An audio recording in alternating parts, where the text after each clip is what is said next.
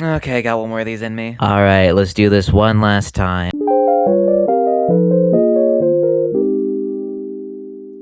Class of '09 is a franchise that will never fail to both amuse and confuse me. The story of this series is just so fucking bizarre and stupid and hilarious. I can't stop. I'm here for the long haul now. I've already done 2 whole videos on the series.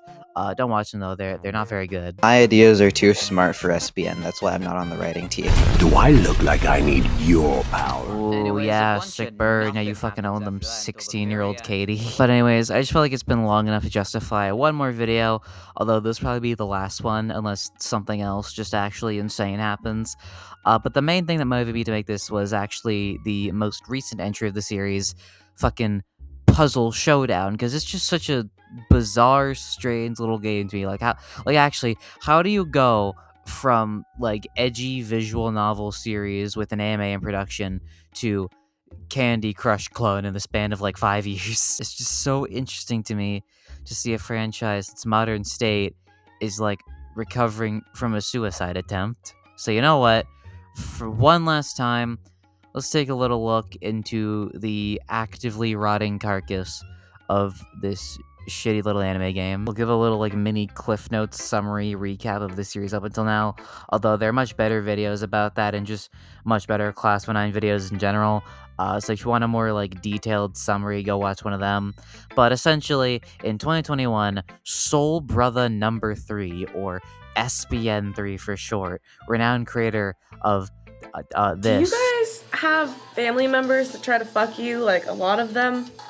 Because I feel like that's not normal, but would release a visual novel called Class of '09, marketed as an anti-dating sim, where you play as this girl named Nicole, who is just a gigantic piece of shit. The game saw a fair amount of traction early on due to its very out-of-pocket sense of humor, but wouldn't see its most major success until the game's kind of sort of sequel 2 years later, The Re-Up, which put more focus on the female characters primed to be shipped with each other, and thus would see immense popularity, mostly in the form of TikTok audios and videos of people reacting to clips of the game. However, there was one major problem, that being that SBN fucking hates the game's fans due to the fact he's a massive loser incel chud who can't handle the fact his game that was made to be enjoyed by 30-year-old frat bro conservatives was being played exclusively by gay teenagers who discovered it from like a Bijou Mike Let's Play or some shit, and thus would fucking suicide bomb his own franchise by making The Flip Side,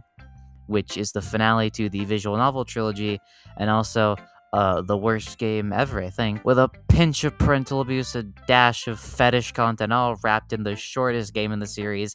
Fans who had stuck by the series for 3 years, at this point, we rewarded with this. Yeah, who would you rather fuck, us or your mom?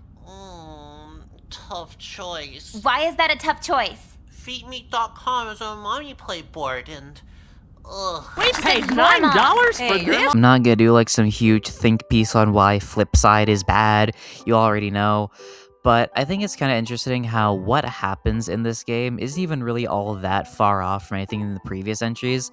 It's just the way it's handled that makes it so much more unbearable. Like, the first game has a route where you date your pedophile teacher, just like this one, but see, the thing that separates these two is the fact that in the first game, it's a dark comedy. The tone is still kept fairly light despite the subject matter by, like, making things the coach says and does so ridiculously absurd it's funny, or at least easier to be seen as funny. It's intended to be funny. Plus, you get the option to get him arrested, whereas in Flipside, it feels so much more, like, detailed and realistic. It's just kind of gross. Jekyll also doesn't really work in the protagonist role for this kind of game, in my opinion at least, because, see, what makes Nicole work is the fact that she's a bitch. You don't really feel that bad for her when something fucked up happens to her, because she's an awful person who takes advantage of everyone around her, even the few mostly morally stable people. And again, those first 2 games are mainly comedy focused, so even when something really awful is happening, you usually don't think about it too much, whereas Flipside takes itself much more seriously, and thus makes you feel a lot worse for Jekka, who really doesn't do anything wrong here. All she wants is to get a job, and go to college, and avoid as much of her dad's abuse as she can, and it's like the world just hates her for existing. I guess. Nicole's only motivation to do anything is either to get high or to get back at people she deems has wronged her. Jekka just kind of wants to live. It's just overall a really mean-spirited game with, again, some very creepy, borderline fetishy feeling content. But even if you ignore all of that, it still just kind of fundamentally fails as a game. There already wasn't much gameplay in the Class 9 series, but this one only has like 6 choices total, one of which leads to the same outcome regardless of what you pick. So you can go like an hour without even needing to press a single button. It's basically just a movie and not a very enjoyable one at that. There has been a handful of new stuff in the little under 2 years since Flipside's release, like the anime. The anime pilot did pretty well, all things considered, having nearly 5 million views today. I don't know if an episode 2 is in the works, but there have been quite a few shorts released with varying levels of animation quality. There's been a good handful of merch too, because as we all know, the merchandise is where the real money is made. If this video gets 100,000 likes, I'll buy the suicidal pregnancy shirt. Still here from this old Jekka's pride flag dress. I love these stupid, chuddy little plushies. They're built like Fortnite sprites. I'll probably never own them though, so yeah. There's some really weird ass ads to promote the plushies, like one where they're trapped in the cum jars. These are teenagers, by the way. I really like the Q&As, like the YouTube Shorts fucking Q&As that they've been doing.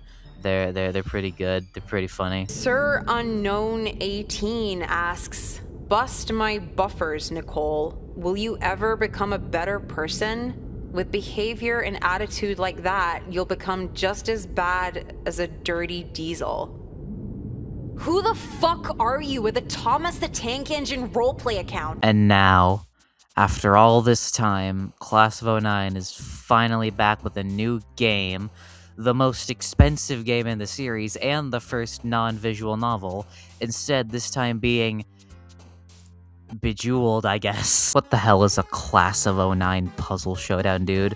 This looks like some shit you'd play on your phone at the airport for like 10 minutes while waiting at baggage claim, then never touch again. What's with this Toy Story-ass font? What is this? I think it's trying to be like Tetris 99 or something, because it has like an online multiplayer mode or some shit.